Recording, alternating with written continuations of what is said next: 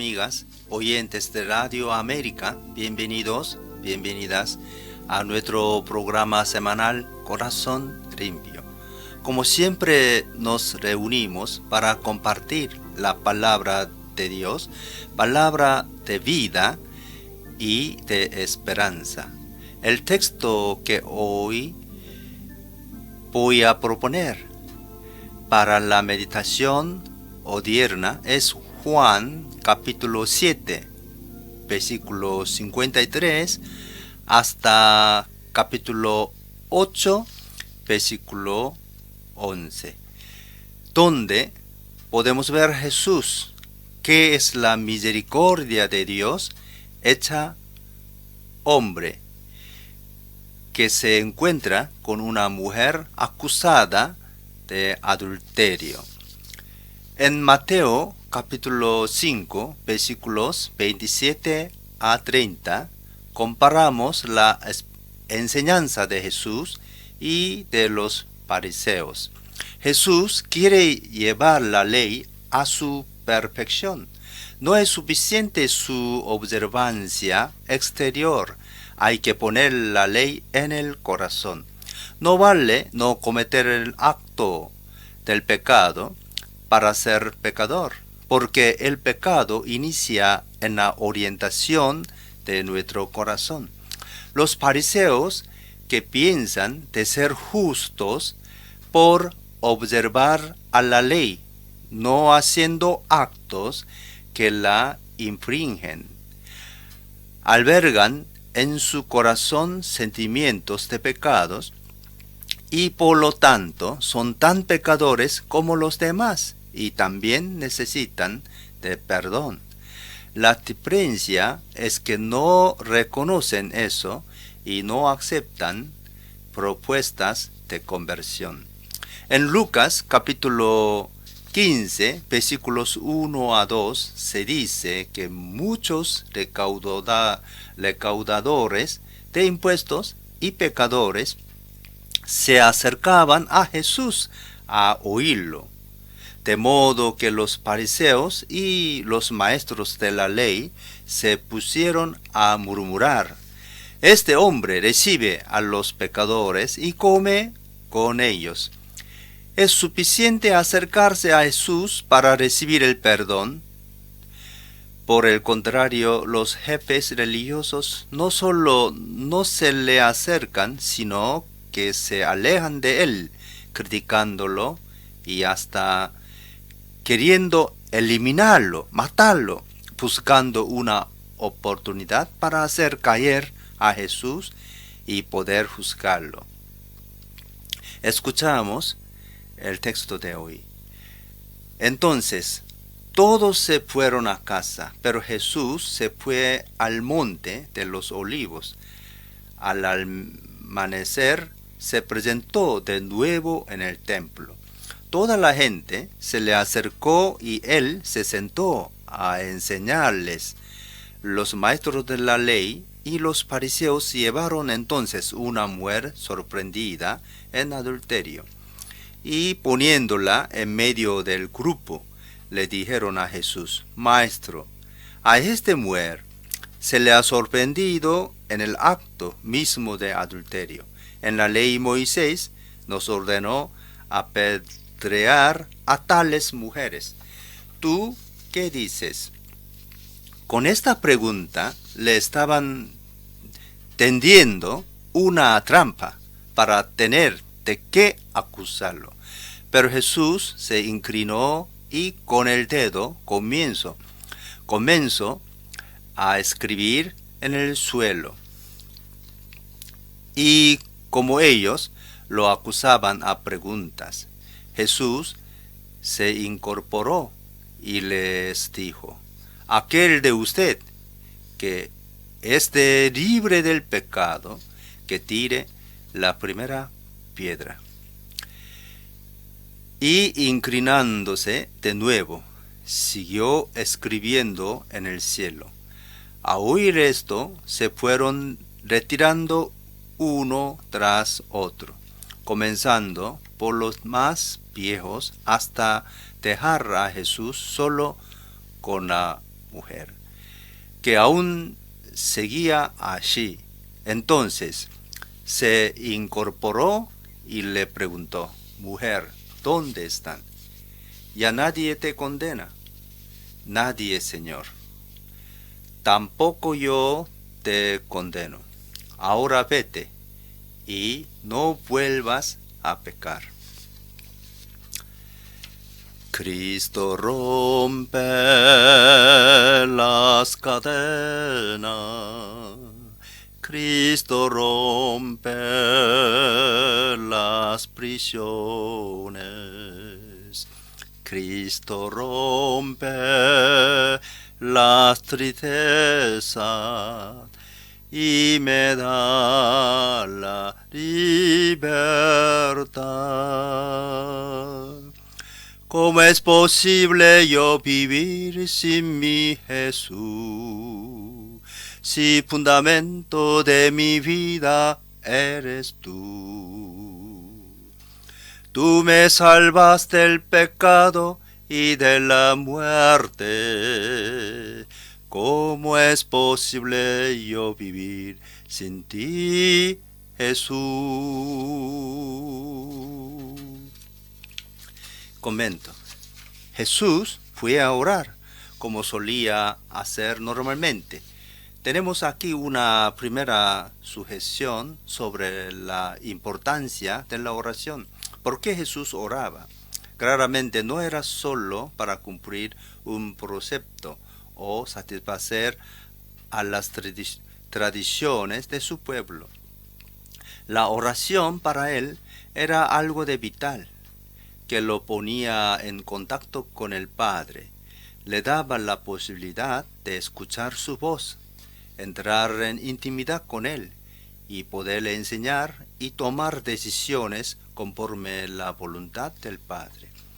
El texto que leemos nos dice que después que pasó la noche en el monte de los olivos, vuelve al templo para enseñar. Toda la gente se le acercaba para escuchar su mensaje. Jesús, como ya vimos, enseñaba con autoridad y no como los fariseos y los maestros de la ley. Es que su mensaje responde al deseo de plenitud, es el agua para los sedientes de sentido. Por eso la gente se le acercaba, suscitando la ira de los jefes religiosos. En cuanto Jesús está enseñando, los fariseos y los maestros de la ley le llevan una mujer sorprendida en adulterio, solo para ponerlo a prueba, dice el texto, es decir, para ver si lo que él va a contestar está o no conforme a la ley de Dios, y si fuera el caso acusarlo de desobediencia o hasta de blasfemia, delito punido con la muerte. Ellos ponen la mujer en el medio y hacen una formulación exacta de la ley. En la ley, Moisés nos ordenó apedrear a tales mujeres. Según está escrita en Levítico, capítulo 20, versículo 10, y Deuteronomio 22, 22. La ley proveía la pena de muerte para hombres y mujeres adúlteros, para extirpar el mal. Pero extrañamente aquí el hombre no aparece. ¡Qué pena! Porque si hubiera ido hasta Jesús junto con la mujer con la cual tuvo una relación, él también habría recibido el perdón de Jesús y la posibilidad de recomenzar una nueva vida. La ley era muy severa porque el atentado contra el matrimonio era un atentado contra la alianza con Dios, del cual éste era figura.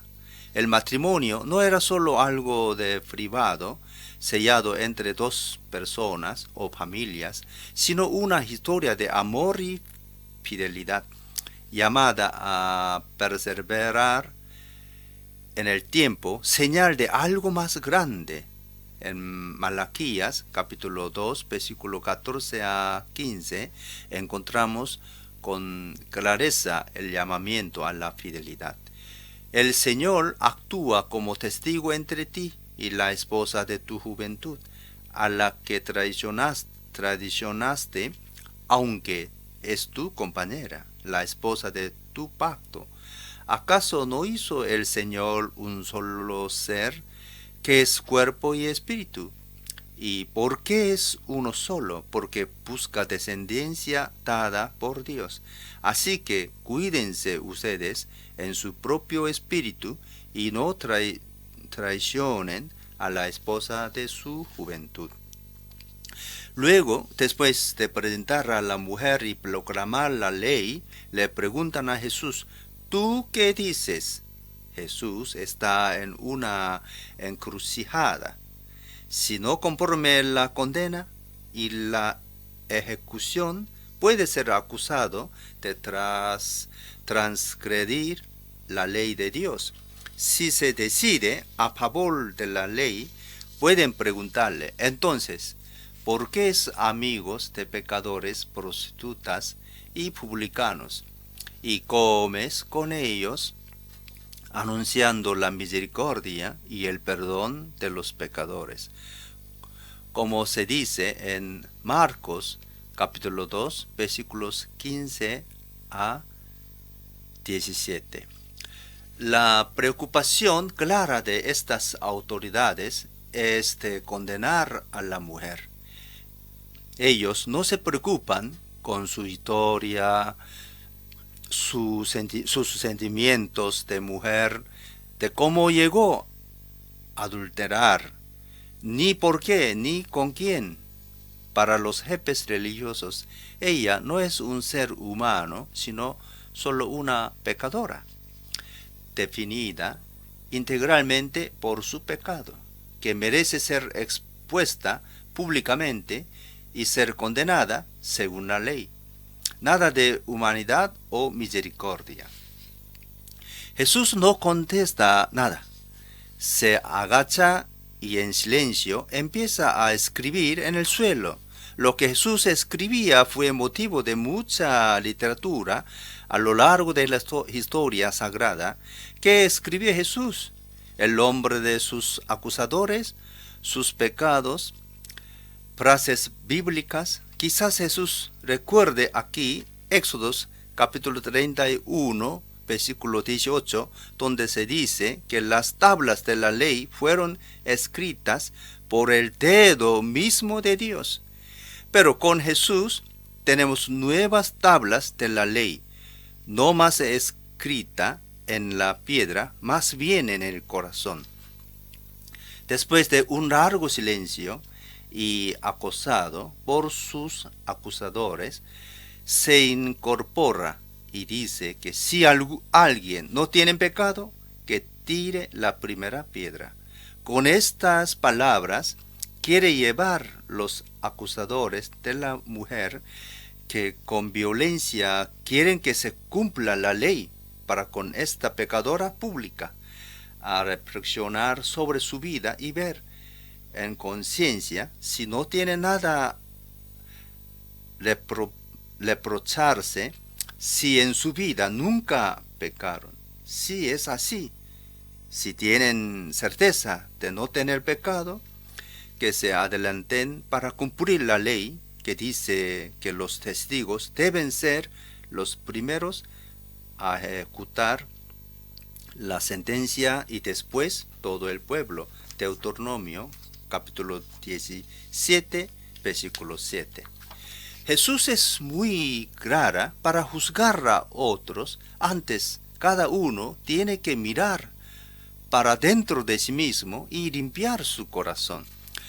Su pregunta no contradice la ley y al mismo tiempo confirma su actitud misericordiosa.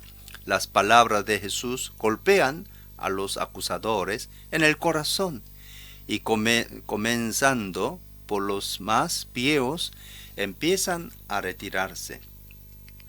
Ellos ya se sienten culpables delante de Jesús, pero en lugar de acercarse a Jesús para limpiar su pecado, se alejan cargando sentimientos de vergüenza, lejos de Jesús. Linda perla de sabiduría sale de esta palabra de Jesús que nos enseña una verdad que nunca deberíamos olvidar. Más envejecemos, más son los pecados que hemos cometido. Si es que somos honestos, y por tanto más grande debería ser nuestra conciencia de ser pecadores, perdonados por la misericordia divina. Eso debería ser suficiente para ablandar nuestra dureza de corazón y hacer crecer nuestra misericordia para con nosotros y sobre todo para con los demás. Solo Dios podría condenar, solo Jesús, quien ni hizo pecado, que nos revela a Dios como Padre, es autorizado a nos decir lo que Dios haría, pero hay muchos que creen de conocer a Dios en su totalidad, de poder interpretar su voluntad y quieren presentarnos un Dios duro, que no es el Dios de Jesús, sino un Dios a imagen de estos exegetas de corazón de piedra. Pero Jesús es el único que nos reveló Dios, verdadero Padre, en su plenitud. Y nos dijo y dice que delante del pecador o a la pecadora no hay sentimiento de condena, sino de perdón, para que éste o ésta se convierta y viva. Porque Él vino para llamar a los pecadores. Marcos 2:17. La postura de Jesús hace caer las piedras de las manos de los acusadores. Solo después que todos se fueron, Él se levanta y se pone delante de la mujer. Como diría Agustín, la misericordia está delante de la miseria. Jesús le pregunta: mujer, ¿dónde están? Ya nadie te condena. Ella contesta con una linda profesión de fe: nadie, Señor. Salen una palabra, Señor, ya, ella tiene fe. Jesús le truca: tampoco yo te condeno. Jesús devuelve la mujer a su dignidad y solo entonces ocurre el encuentro verdadero. La palabra mujer usada por Jesús recuerda su uso en Juan 2:4 en las bodas de Caná con su madre y con la samaritana en Juan 4:2 y con María de Magdala el día de Pascua en Juan 20:15. Con este término Jesús le devuelve su dignidad. Ya no es una adúltera pecadora, sino una mujer, no más un objeto, sino un ser sujeto de derechos y deberes, que no puede pecar, errar, pero que puede y debe tener la posibilidad de convertirse y perdón. Si nadie la condenó, tampoco Jesús la condena y concluye diciendo: ahora vete. Otra palabra, ya solucionado, vete en paz y no vuelvas a pecar. Una orden de Jesús y nos da un corazón nuevo, una capacidad amarra a Dios, no amarra al mundo. Son palabras de infinita misericordia, gratuidad y unilateralidad. Con este acto de misericordia ofrece a la mujer la posibilidad de cambiar de vida. Lo que se pasó después con la mujer, el texto queda en silencio, no lo dice. Quizás por haberle salvado la vida, amó a Jesús, creyó en Jesús, pero sí sabemos que para que cambiara de vida y volviese a vivir, claro, Jesús la perdonó porque Él no quiere la muerte de una pecadora. Jesús, que es el rostro de Dios, no juzga a nadie. Juan 8:15. Dios no envió su Hijo al mundo para condenar al mundo, sino para salvarlo por medio de Jesucristo. Juan 13:17. Nosotros todos recibimos la vida nueva por el Señor Jesús. Él me salvó del pecado, de la gripe, del accidente, de la enfermedad, del hundío, del problema. Si abrimos nuestros ojos, fijamos en Él, lo entenderemos claramente. Él me ama. Entonces, amamos a Jesús, tendremos una vida nueva. El texto que hoy leemos nos pone delante de la misericordia de Dios, llamado a elegir entre la ley y la misericordia. Jesús no tiene duda. Elige la misericordia. La ley es importante porque es un pedagogo y una clara señal que nos revela el pecado. Pero si la ley fuera infringida, debe primar la misericordia. Jesús nos quiere llevar a ser adultos en la fe, pasar de la infancia, de la prohibición, a la madurez, de saber que la propuesta que Él nos hace es para nuestro bien y plenitud. En la fe nos hay que se amparar atrás de leyes, sino con libertad. Arriesgarlo todo sin miedo, con la certeza que Dios siempre nos da la posibilidad de recomenzar. Es la dinámica del amor que nunca da por perdido a nadie y dejar que la persona que errar o que cae pueda levantarse y volver a caminar, volver a vivir. En su infinita sabiduría, Dios sabe mejor que nosotros que las personas que tuvieron una vida muy atormentada, con muchas pruebas y caídas, son aquellas que más son capaces de entender los errores de los demás. Dios no quiere perfección, sino más bien que seamos misericordiosos. Recibimos perdón y recomienza a vida nueva. Como Él es misericordioso y compasivo, entonces seamos misericordiosos y compasivos. Reconocer nuestros errores y pecados y estar abierto a la misericordia, esto es lo que vale. Para concluir esta meditación, me gustaría dejarles algunas pequeñas notas sobre la relación de pareja en nuestro mundo actual.